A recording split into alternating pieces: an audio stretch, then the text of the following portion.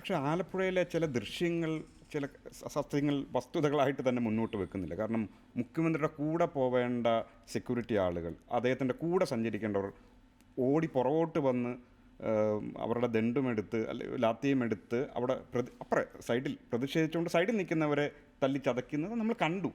അപ്പോൾ അതിൽ തന്നെ പ്രത്യക്ഷമായും ഒരു അനീതി സംഭവിച്ചു. ആ അനീതി എന്നുവെച്ചാൽ വിഷ്വലുകളുടെ അടിസ്ഥാനത്തിലാണ് ഈ പറയുന്നത്. ആ അനീതിയെ എന്നാൽ വേണ്ട വിധത്തിൽ അഡ്രസ്സ് ചെയ്യാൻ പിന്നീട് പറ്റിയില്ല, അത് കവറപ്പ് ചെയ്തു. ഇതാണ് ആക്ഷേപം. അങ്ങനെയാണ് ഒരു ADGP, അന്നത്തെ ADGP പോലും ഇന്ന് സസ്പെൻഷനിലേക്ക് പോകുന്ന അവസ്ഥ. അതിപ്പോൾ ഒരു അന്വേഷണത്തിൽ ഇരിക്കുകയല്ലേ, അതിപ്പോൾ കോടതിയും നോക്കട്ടെ. നമ്മളത് ഒരിക്കലും അത്തരത്തിൽ ഏത് മറന്നിട്ടാണ്. ഇപ്പോൾ ഞങ്ങളല്ലാതെ ഏറ്റുവാങ്ങി വന്നവരാണല്ലോ. അമ്മൊന്ന് ഇതുപോലെ ഞാൻ പറഞ്ഞാൽ ഇതും തമ്മിലുള്ള വ്യത്യാസമാണ് പറയുന്നത്. ഇന്നത്തെ പിന്നെ കുറേ കൂടി വിസിബിലിറ്റി കിട്ടുന്നുണ്ട്. എന്തായാലും അത് പോലീസിൻ്റെ ഇപ്പോൾ അന്വേഷിക്കുന്നു, കോടതിയും പരിശോധിക്കുന്നുണ്ട്. ആ ഭാഗത്ത് വരട്ടെ. തെറ്റ് ചെയ്തിട്ടുള്ളവരാണെങ്കിൽ ശിക്ഷിക്കപ്പെടട്ടെ. പക്ഷേ ഈ പ്രചാരവേലകൾ അതാണ് ഇത്തരത്തിൽ. അതിന് ഒരു കാരണം നേരത്തെ ചോദിച്ച പോലെ വേണ്ടത്ര നമുക്ക് കൗണ്ടർ ചെയ്യാൻ പറ്റുമോ, ജനങ്ങളിലേക്ക് ഉള്ളിലെത്തിക്കാൻ പറ്റുമോ, അതിലൊക്കെ കുറവുകൾ ഉണ്ടായിട്ടുണ്ടാവും. അതുകൊണ്ടായിരിക്കുമല്ലോ ഞങ്ങൾ യഥാർത്ഥത്തിൽ ഗവേണൻസിൻ്റെ കാര്യത്തിൽ പൊതുവെ അങ്ങനെ നെഗറ്റീവായിട്ടൊന്നും പറയാനില്ല. കറപ്ഷനോ അല്ലെങ്കിൽ പുതിയ കാര്യങ്ങൾ, വ്യവസായം തന്നെ നോക്കിയാൽ ഈ പറഞ്ഞ പോലെ മാറ്റങ്ങൾ എത്ര ഇല്ല എന്ന് പറഞ്ഞാലും ഇറ്റ് ഈസ് റിയാലിറ്റി.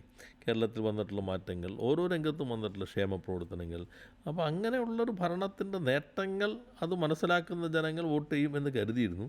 ഇന്നത്തെ മനസ്സിലാക്കൽ എന്നുള്ളതൊരു പൊതുബോധം സ്വാഭാവികമായിട്ടല്ല, സ്വയംഭൂവല്ല, അത് നിർമ്മിക്കപ്പെടുന്നതാണ്. അതിൽ പുതിയ രീതികൾ അല്ല. ഇപ്പോൾ നോക്കുക, അവർ പറഞ്ഞ നേരെ ഘടകവിരുദ്ധമായി യഥാർത്ഥത്തിൽ ഇപ്പോൾ ഞങ്ങളെങ്ങാനും ഈ നിയമം ബൈൻഡിങ് ആണ് എന്ന് പറഞ്ഞിട്ട് 2 നോൺ മുസ്ലിമിനെ വച്ചെങ്കിൽ ഇന്ന് വെള്ളിയാഴ്ചയല്ലേ, ഇത് റെക്കോർഡ് ചെയ്യുന്ന ദിവസം, കേരളത്തിൽ എന്തൊക്കെ നടക്കുമായിരുന്നു എന്നാലോചിച്ച് നോക്കൂ. BJP ഡീല്, മുഖ്യമന്ത്രി പിണറായിയുടെ മോഡിയായിട്ടുള്ള ഒത്തുതീർപ്പ്, മുസ്ലിം താല്പര്യം മുഴുവൻ ബലി കഴിക്കാൻ ഇത് നോൺ മുസ്ലിം വെച്ച് കേരളത്തിൽ കത്തുമായിരുന്നില്ലേ? ഇപ്പോൾ നോക്കൂ, ഒരു വെള്ളിയാഴ്ച പ്രസംഗം ഉണ്ടാവുമോ? ഏതെങ്കിലും സംഘടന, ഒരു ലീഗ് എല്ലാം ശാന്തമായി, വേണമെങ്കിൽ ഇനി BJP തരുന്ന ലിസ്റ്റിൽ നിന്ന് 2 പേരെ വെച്ചാൽ പോലും കുഴപ്പമില്ലാത്ത മട്ടിലേക്കല്ല അവർ നിൽക്കുന്നത്. ഇതാണ് നമ്മുടെ നാടിൻ്റെ ഒരു അവസ്ഥ എന്ന് കണ്ടാൽ മതി.